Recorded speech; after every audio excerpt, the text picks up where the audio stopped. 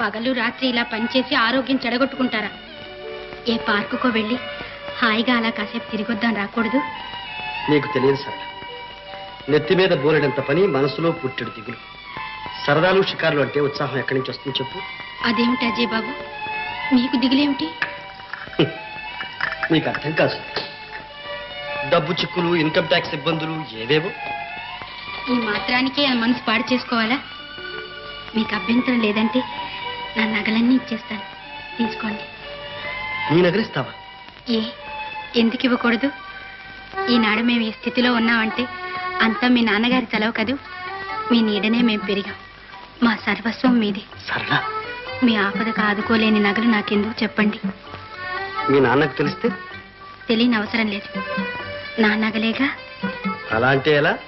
మీ నాన్న నిన్ను బంగారంలో ముంచెత్తాలని తాపత్రయపడుతుంటే? అదంతా ఆయన పిచ్చి. ఒక్కగానొక కూతుర్ని కదూ, అందుకే అంత మమకారం. కానీ నాకు నగలు, డబ్బు, హోదా ఇలాంటి వ్యామోహాలేమీ లేవు అజయ్ బాబు. మాట వరుసకన్నాను సరళ. నాకంత అవసరం వచ్చినప్పుడు నీ సహాయం తప్పకుండా తీసుకుంటాను. పద, అలా తిరిగొద్దాం.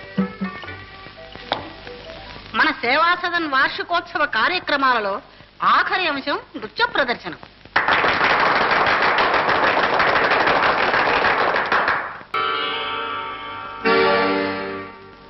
ఉన్న మాటంటేనే ఇంత ఒళ్ళు కావాలి, ఉన్న మాటంటేనే, ఉన్న మాటంటేనే, ఉన్న మాటంటేనే ఇంత ఒళ్ళు కావాలి, ఉన్న మాటంటేనే ఇంత ఒళ్ళు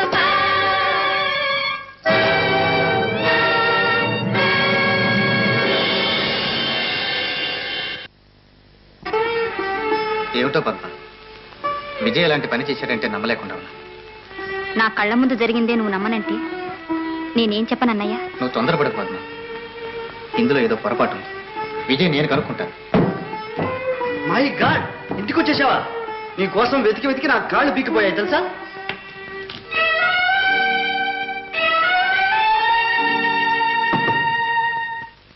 అదేమిటి ప్రకాష్, పద్మలా వెళ్ళిపోయింది? ఏమీ ఎరగనట్టు అలా అడుగుతావి? విజయ్, పద్మ మనస్సు చాలా సున్నితమైంది. నీ మీద ఎన్నో ఆశలు పెట్టుకుంది. చివరికి ఇదే నువ్వు చేసే పని. ఇంతకు ఏమిటి ప్రకాష్ నువ్వు అనేది? థియేటర్లో ఎవరో అమ్మాయిని పక్కన కూర్చోబెట్టుకున్నావట, నిజమేనా?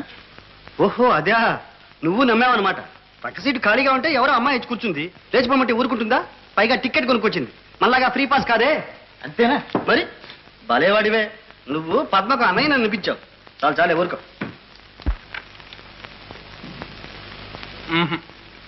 పాపం కష్టపడి వచ్చారు కానీ ఏమీ లాభం లేదమ్మా.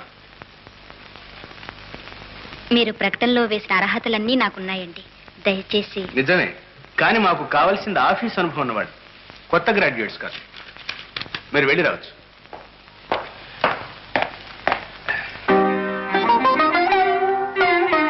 ఈవిడెవరు? ఎవరో ఒక అప్లికెంట్ లేండి, miss Padma. Miss Padma? Oh yes, మీ అప్లికేషన్ జ్ఞాపకం ఉంది. మీరు బీకామ్ పాస్ అయ్యారు కదా? అవును సార్, ఫస్ట్ క్లాస్లో. గుడ్. మీకు టైపు షార్ట్ హ్యాండ్ కూడా వచ్చు కదా? వచ్చండి, 2 హయ్యర్ పాస్ అయ్యాను. Very good. ఇకనే మనకు కావాల్సిన క్వాలిఫికేషన్స్ అన్నీ ఉన్నాయి. భానోజీ గారు, ఈమెను పర్సనల్ సెక్రటరీగా తీసుకుందాం. తీసుకోవచ్చు, కానీ ఆఫీస్ అనుభవం బొత్తిగా. దానికేముంది, 4 రోజులు పనిచేస్తే అదే అలవాటైపోతుంది. వెంటనే అపాయింట్మెంట్ లెటర్ ఇవ్వండి. థ్యాంక్స్. రండి, అర్జెంట్ లెటర్స్ ఉన్నాయి, డిక్టేట్ చేస్తాను.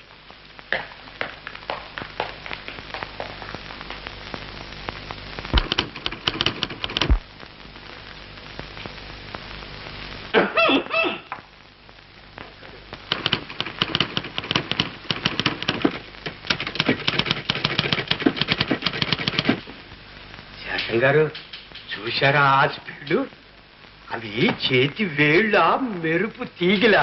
అబ్బా, నీకు పుట్టింది దుర్బుద్ధి. అలా వాగితేనేగా కోర్మన్ గారికి ఆ ఉద్యోగం కాస్తా పోయింది. వెళ్ళవయా ఊరికే యూస్లెస్ స్టాఫ్స్ మీరు.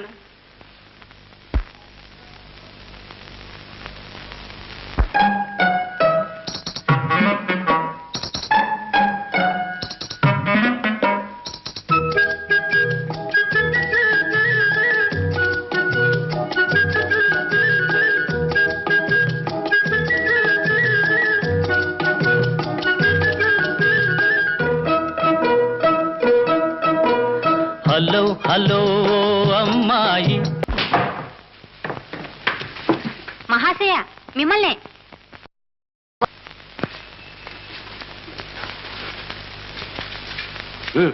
వెళ్లే ముందు ఒక శుభవార్త వినిపోండి. ఏమిటి? నాకు ఉద్యోగం దొరికింది. ఎక్కడ? తమ ఇంట్లోనే. ఏ వేళాకోళంగా ఉందా? కాదు, నిజం. అజయ్ బాబు గారని ఒక జమీందారు, వారికి పర్సనల్ సెక్రటరీ. అచ్చం మీలాగే ఉన్నారు.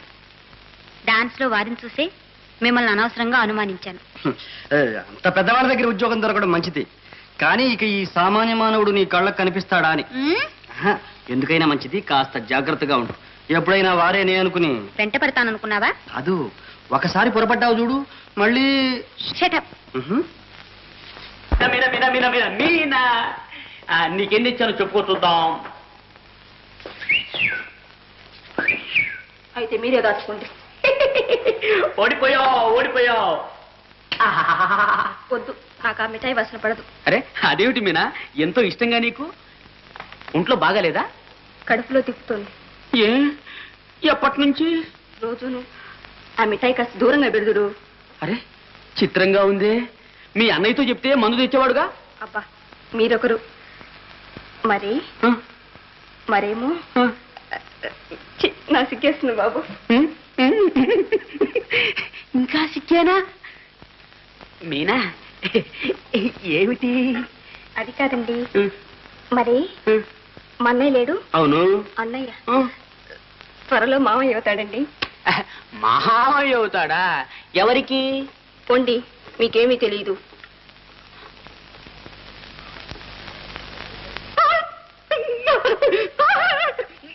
అయితే త్వరలో మనకి బుజ్జి జూనియర్. బుజ్జి. మీనా మీనా మంచిది.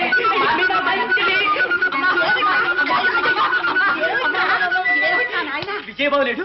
విజయబాబా ఉన్నాడు. విజయబాబుకి విజయబాబుకి ఏమిట్రా? అల్లుడు పుడతాట. విజయబాబుకి అల్లుడు పుట్టాడు. పెళ్ళే కానీ నేను పోమ్మా, నీకేం తెలీదు. మీనా చెప్పిందిగా. నిజమే.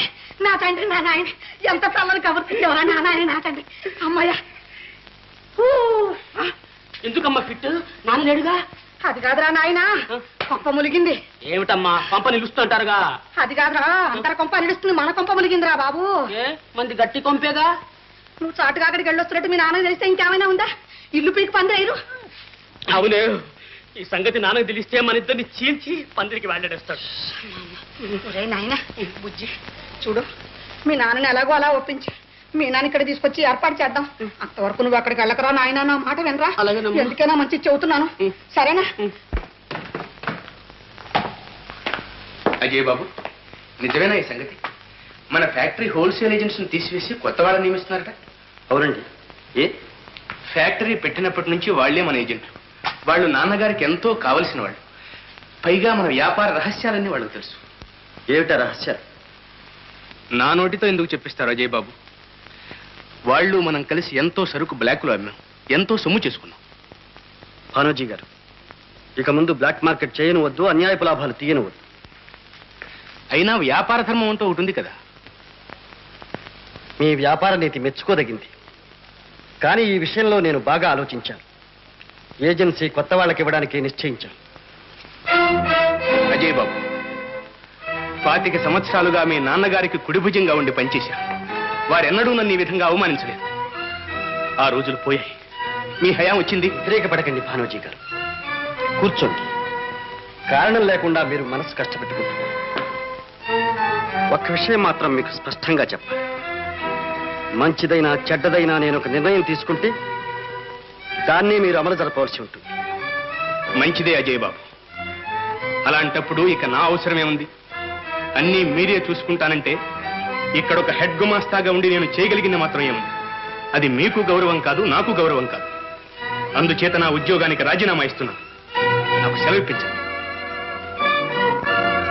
మంచిది భానోజీ గారు, మీరు పెద్దవారయ్యారు, కొంత విశ్రాంతి మీకు అవసరం.